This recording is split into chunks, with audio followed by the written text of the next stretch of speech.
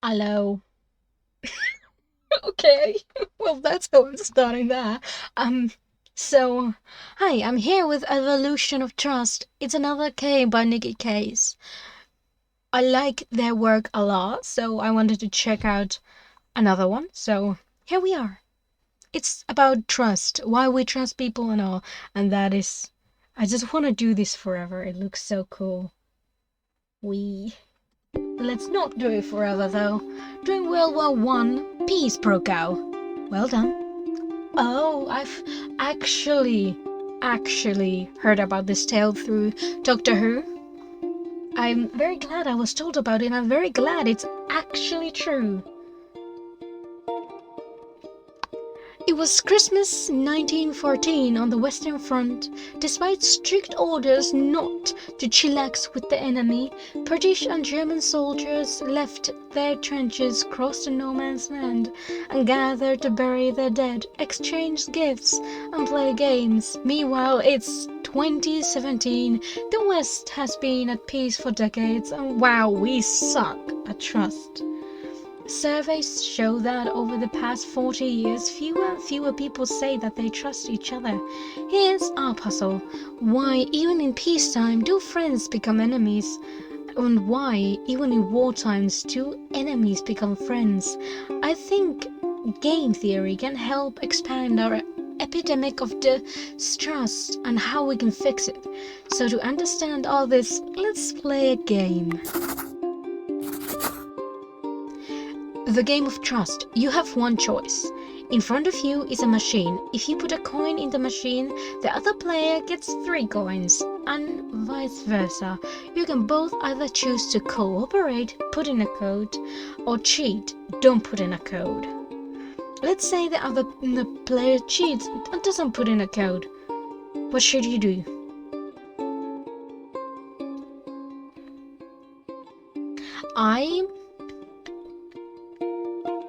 I wanna say I would cooperate. Let's say cooperate. Alas, turning the other cheek just gets you slapped. If you cooperate and they cheat, you lose a coin, or they gain 3. The score is 1 minus 1 versus plus 3. However, if you both cheat, neither of you gain or lose anything. Score is 0 vs 0. Therefore, you should cheat. Let's say the other player cooperates and puts in a coin. What should you do now? Cooperate. Sure, it seems like the right thing to do. Or is it? Because if you both cooperate, you both give up a coin to gain 3. The score is plus 2 versus plus 2. But if you cheat and they cooperate, you gain 3 coins at a cost of 1. Therefore, you should still cheat, and that's a dilemma. Trust is nice, but it can let others take advantage of you or shoot you as you come unarmed out of the trench. Sometimes distrust is rational, but now, what happens if we play this game more than once? Now, let's play for real. You'll be playing against 5 different opponents, each with their own game strategy. With each opponent, you'll play anywhere between the 3 to 7 rounds. You won't know in advance when the last round is. Can you trust them? Or rather, can they trust you? Pick your first real move. Choose wisely. We both put in a coin. They seem to be good at that. Yeah. We're both putting in coins, so both of us are gonna keep putting in coins. We both gain a coin that way.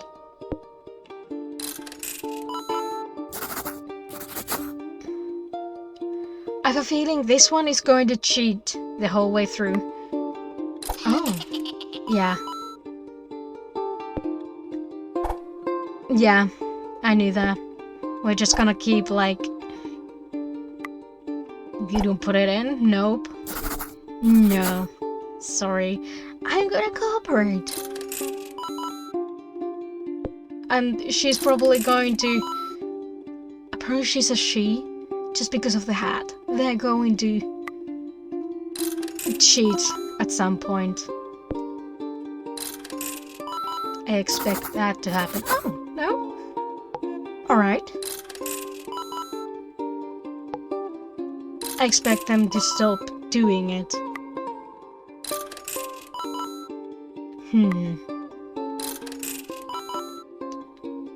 My distrust has come in.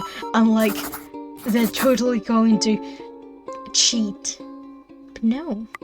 Huh. I'll wait for a reason. Fine. Thanks, Nate.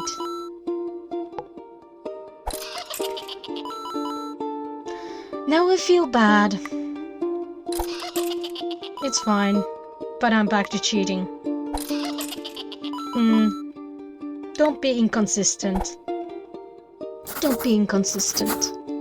Your total score is 36, which is pretty good. The lowest and highest possible scores are 7 and 49 respectively. So who were these strange characters you just played against?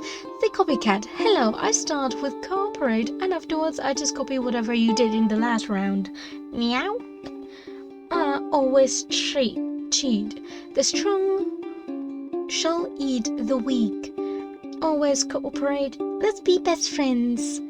The grudger. Listen, partner, I'll start cooperating and keep cooperating, but if you'll ever cheat me, I'll cheat you back till the end of damnation. Detective, first I'll analyze you. Start, cooperate, cheat, cooperate. If you cheat back, I'll act like copycat. If you never cheat back, I'll act like always cheat. To exploit you, elementary, dear Watson. Fine. So, what if these characters were to play against each other? It's tournament time. Each character will now play against every other character. That's 10 paired matches, 10 rounds per match. Who do you think will get the highest total score? Think about it carefully, and then place your bets.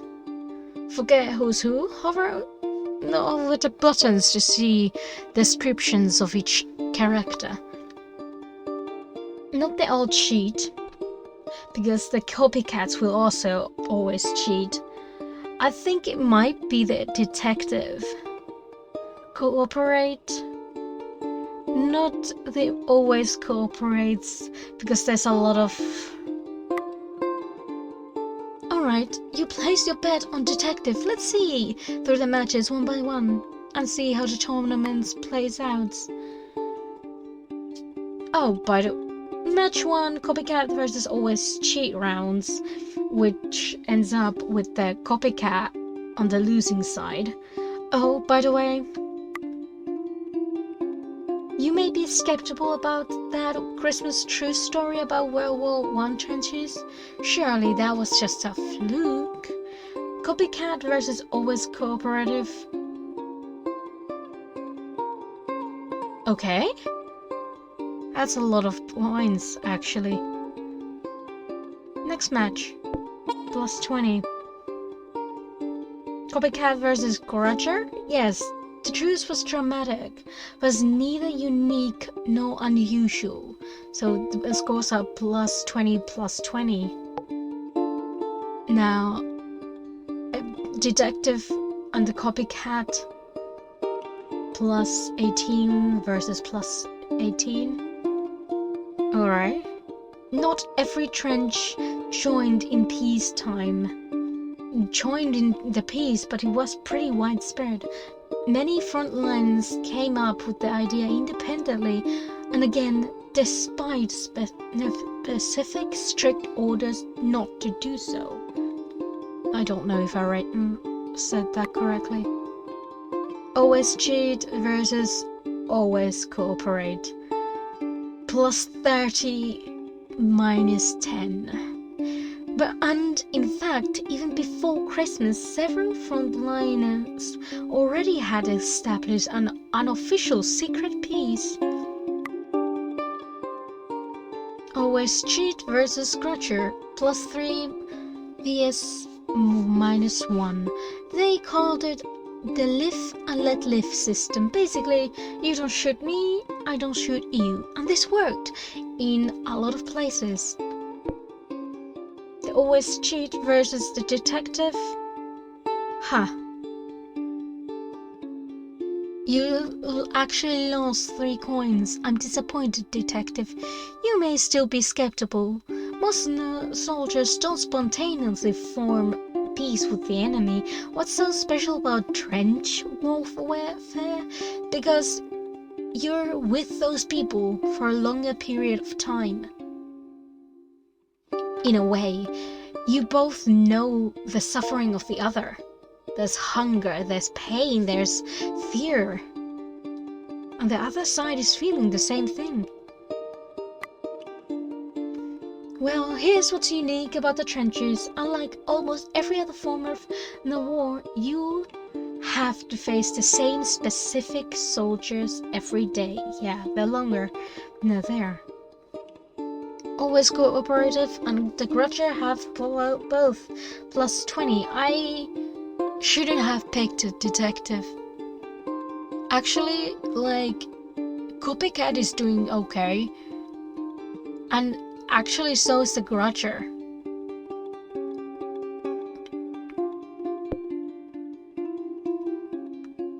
Oh no.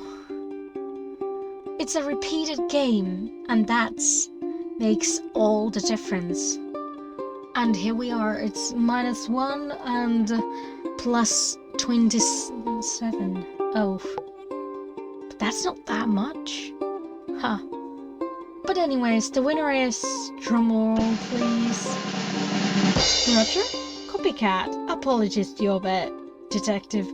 Copycat does go by many names. The Golden Rule, Respirated, altruism, tit for tat, live and let live. That's why peace could emerge in the trenches of World War I, when you were forced to play the same game with the same specific people, not just same generic enemy over and over again. The Copycat doesn't just win the battle, it wins the war. But if the things change a lot when you play multiple rounds of the same game, what if we play multiple tournaments? Now, let's let our population of players evolve over time. It's a 3-step dance. Play a tournament, let them all play against each other and tally up their scores.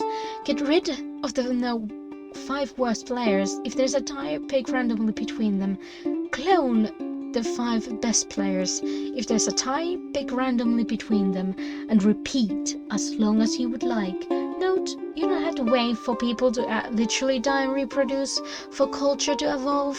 All that is needed is that unsuccessful behaviors go away and the successful behaviors are imitated. So now let's see this action.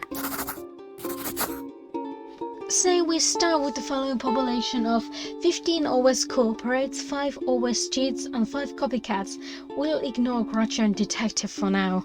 We're going to do the tournament eliminate reproduce dance a dozen times or so. Let's make another bet. Who do you think will win the first tournament? It's the copycat, right?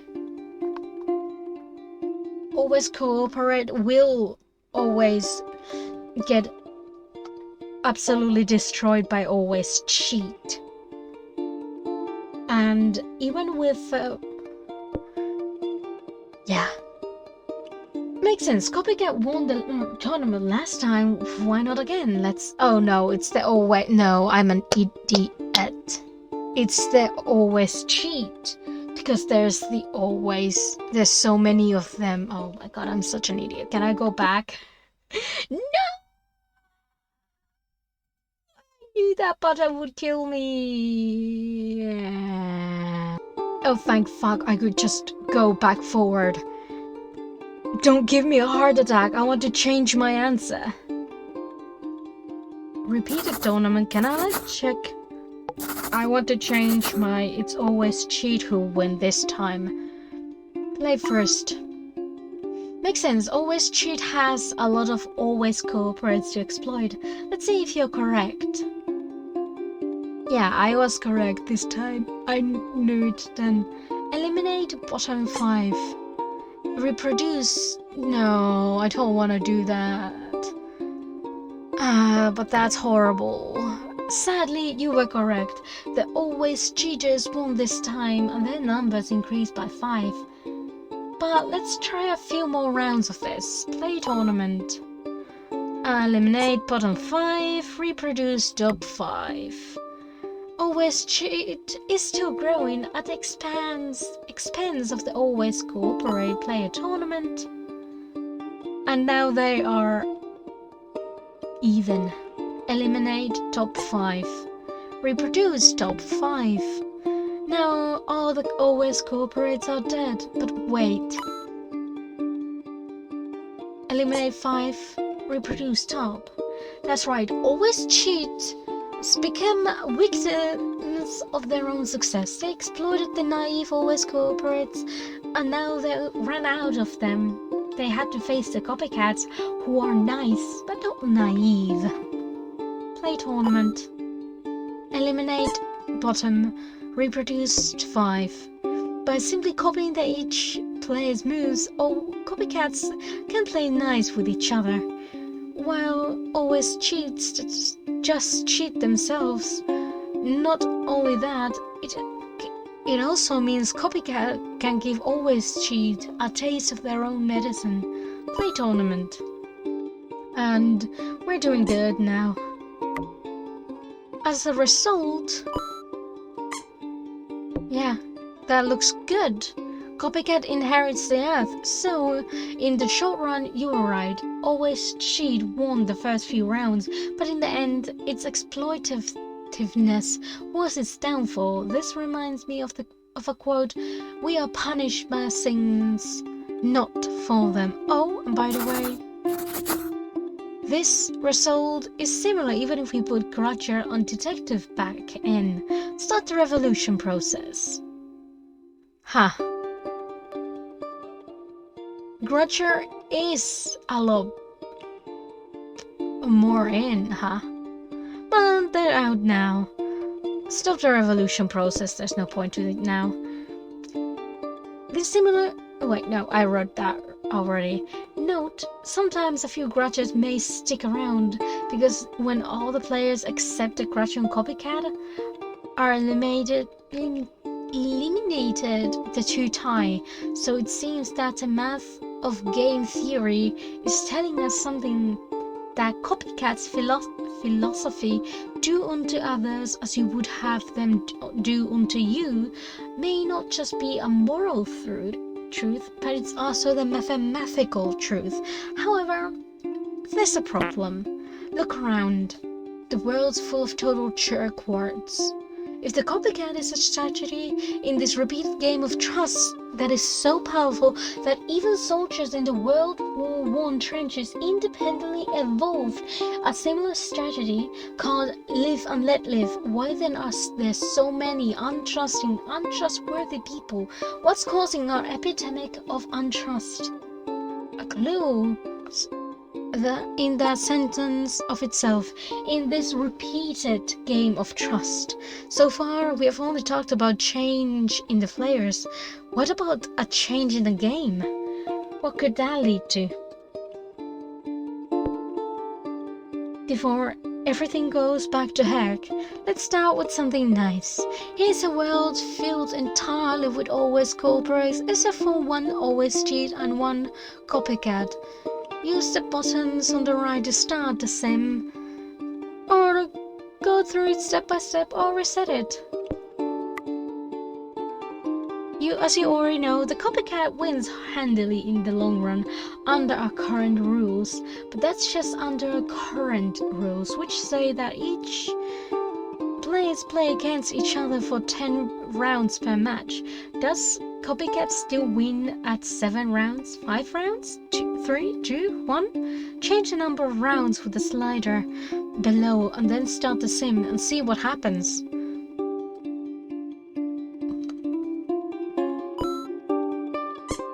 Ha.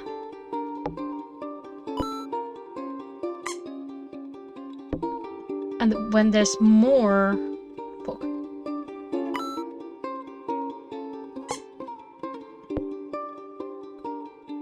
They don't...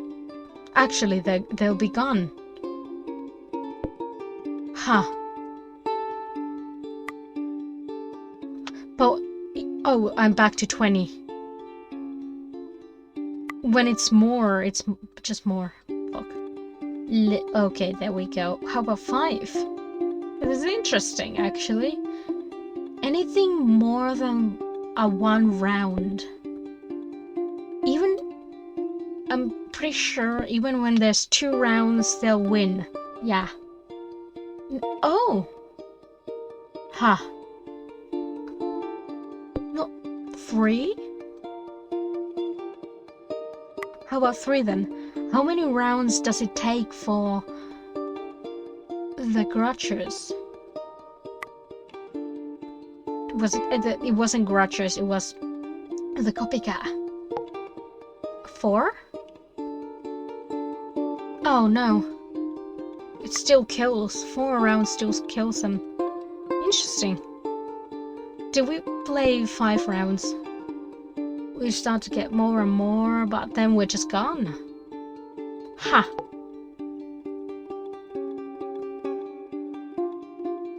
What the fuck? There we go.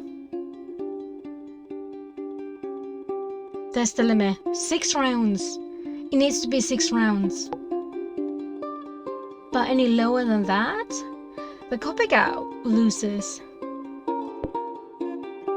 As you saw, if you don't play enough rounds, here 5 or less, always cheat dominates. In the 1985, when Americans were asked how many close friends they had, the most common answer was 3. In 2004, the most common answer was 0. We now have a fewer friends across class, racial, economic, and political lines because we have fewer friends, period. And as you just discovered for yourself, the fewer repeat interactions there are, the more distrust will spread. No, mass media doesn't count. It must be two-way interactions between specific individuals. Oh, and it gets worse. There's another way to breed distrust. Here are payoff for the trust game. With the normal payoffs, the Copycat wins, but now change both cooperate reward to 2 to +1, then click start. Even though +1 is still more than the punishment for both cheating, which is 0. Start.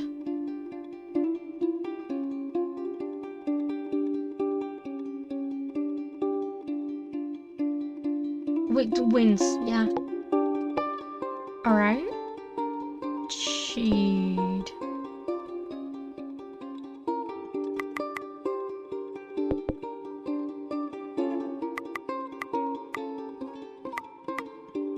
Huh. Start. What happens then? Huh. We killed always cheats very quickly. And there's always a couple of these guys there. That's nice. Very nice. But what if we do this? There's a lot more. Now they just kill them. Yeah. Oh, Copycat somehow came back in. I somehow missed that. Still. Oh, well, it's because of that. I'm feeling mean. Start. And that's how we make the always cheats win. Okay, let's continue with that. The same thing happens with lower win-win reward. Always cheat takes over. Game theory has 2 powerful ideas about this. Zero-sum game. This is sadly most common belief that a gain for us must come at the loss to them, and vice versa. Non-zero-sum game. This is when people make the hard effort to create a win-win solution, or at least avoid a lose-lose. Without the non-sum zero-sum game, trust cannot evolve. Speaking of which, let's now take a look at our third and final barrier to evolution of trust. Mistakes. Was that a typo? As cool as Copycat is, it has a huge fatal weakness I haven't mentioned yet. To understand the problem, let's say two copycats are playing against each other. Being nice players, both their first moves will be cooperate. Yay! Oh fuck! The mistakes. I want to read this one, sorry. And normally they would just pay back each other's kindness and sing Kumbaya until end of time. But what if, while trying to reciprocate goodness, oh no, mistakes, miscommunication, misinterpretations, accidents happen all the time in real life. But if the other person doesn't think it was an accident, oh no, times two. The other player, being a copycat, had to retaliate. And you, being a copycat as well, will also have to retaliate. Thus, like Hatfields and McCoys, these two copycats will spiral into an endless cycle of vengeance that started over a single mistake long ago. Tragic, but now there are two other types of players who can deal with mistakes. Let's meet our new faces, or new hats, anyway. Copykitten. Hello, I'm not Copycat, except I cheat back only after you cheat me twice in a row. After all, the first one could be a mistake. Brrr. Simpleton. Hi, I try start no cooperate. If you cooperate back, I do the same thing as last move, even if it was a mistake. If you cheat back, I do the opposite thing as last move, even if it was a mistake. Random monkey robot needs a pizza tacos. Lol, I'm so random. Just play cheat or cooperate randomly at 50-50 chance. Alright, let's see how these peeps do when they play in a tournament. Let's play a dozen always cooperates versus our old winner, the fair copycat, and our three new characters, the forgiving copykitten, the dull simpleton, and the silly random. In each round of a match, players have a small chance of making a mistake, let's say 5%. Who do you think who will come out on top? Think carefully, then place your bets. Who do we think comes out on top? It's not gonna be the randoms. It's not going to be all cooperate. It's probably going to be Copykitten.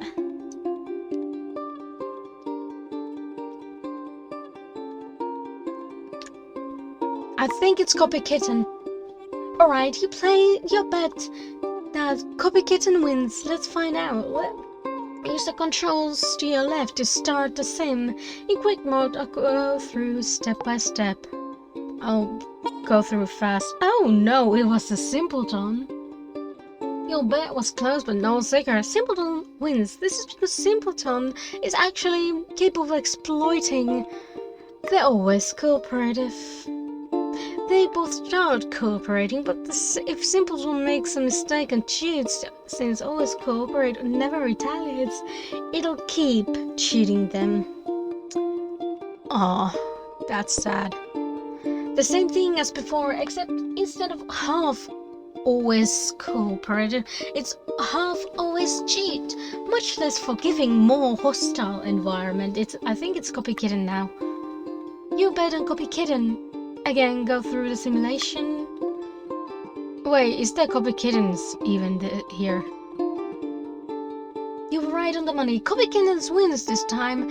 That's surprising that even with meaner start population, Copykitten, a more forgiving version of Copycat, was the most successful. No, Copykitten is so forgiving it doesn't even entirely wipe out Copycat. it shares the room. In this case, it's a bit of a miscommunication. 5% chance of mistake each round could lead to more forgiveness. But this is true for all levels of miscommunication. Use the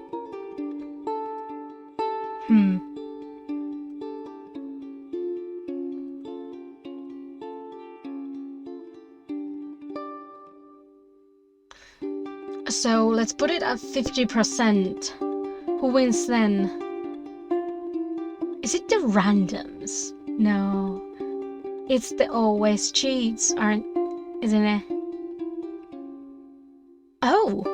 It's just gonna keep going. Huh, that's interesting.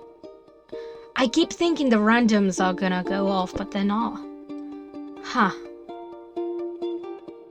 But copy kittens were destroyed. Same with this one. Oh my god, now they're just gone. Everyone else always cheats win. Oh, again. How about less? 0%. It's copycats. Well, they share the room. Oh my, why are you gone? Okay. 2%.